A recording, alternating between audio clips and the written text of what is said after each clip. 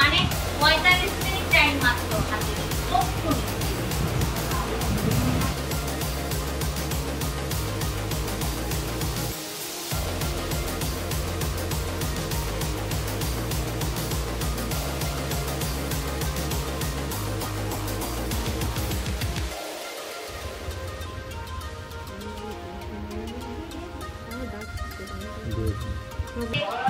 সব আমি সারা রাত ধরে দিয়েছি, এই ভাজা ভাজা করে সব ঢুকিয়ে রেখেছি এ করে সব এখন সারা রাত ধরে সব। এটাও লকার ভেঙেছে? হ্যাঁ লকার ভাঙা? এই তো সব লকারে লাগবে না, এই দেখো বন্ধ করছি সব লকার। এই লকারের মধ্যে কি সোনার গহনা ছিল? হ্যাঁ ওইটাই ছিল, লকারের মধ্যে ব্যাগ ছিল, এই কৌটো, এই ব্যাগগুলো, এইগুলোতে সব টাকা পয়সা সব ছিল, সব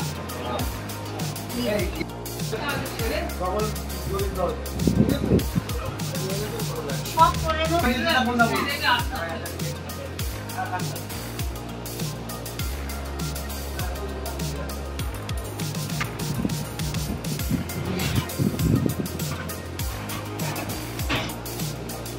তাও একটা কথা ছিল, কিন্তু সন্ধ্যেবেলা তাহলে কি আমরা বাড়ি ছেড়ে একটুখানি কোথাও যাবো না?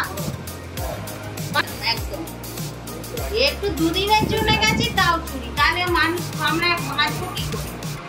এর একটা বিহিত হওয়া উচিত একটু। দশমী পরের দিন শুক্রবার সন্ধ্যায় বাড়িতে কেউ না থাকায় জানালা গ্রিল কেটে ঘরের মধ্যে ঢুকে 4টে আলমারির দরজা ভেঙে সোনার গহনা ও নগদ টাকা নিয়ে দুষ্কৃতী চম্পট দেয়। এমনই ঘটনার কথা জানা গেল দক্ষিণ 24 পরগনা জেলার বারুইপুর থানার অন্তর্গত বারুইপুর পৌরসভার 14 নম্বর ওয়ার্ডের রামমোহনপল্লী এলাকার রেলে কর্মরত কার্তিক সর্দারের বাড়িতে। পরিবারের মানুষ জানান, দুদিন আগে বালিগঞ্জে তাদের ফ্ল্যাট বাড়িতে গিয়েছিল, সেখান থেকে শুক্রবার রাত্রি 10টা নাগাদ বাড়িতে ফিরে এসে দেখে বাড়ির সদর দরজার সামনে তালা থাকলেও ভেতর দিক থেকে ছিটকিনি দেওয়া রয়েছে। সঙ্গে সঙ্গে পাশের বাড়ির মানুষকে খবর দিলে তারা ছুটে আসে এবং বারুইপুর থানায় খবর দিলে বারুইপুর থানার পুলিশ সেখানে যায়।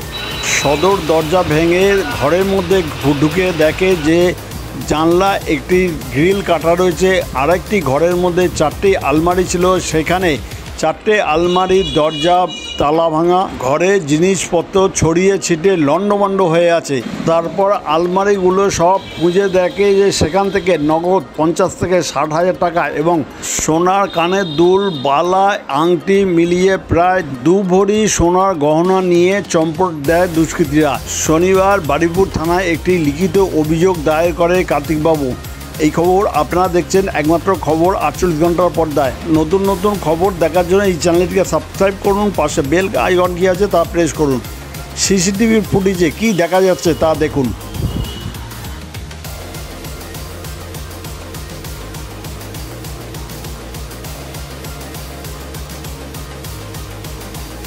এই সম্বন্ধে কার্তিকবাবু পরিবারের প্রতিক্রিয়া শুনুন একমাত্র খবর 48 ঘন্টার পর্দায়।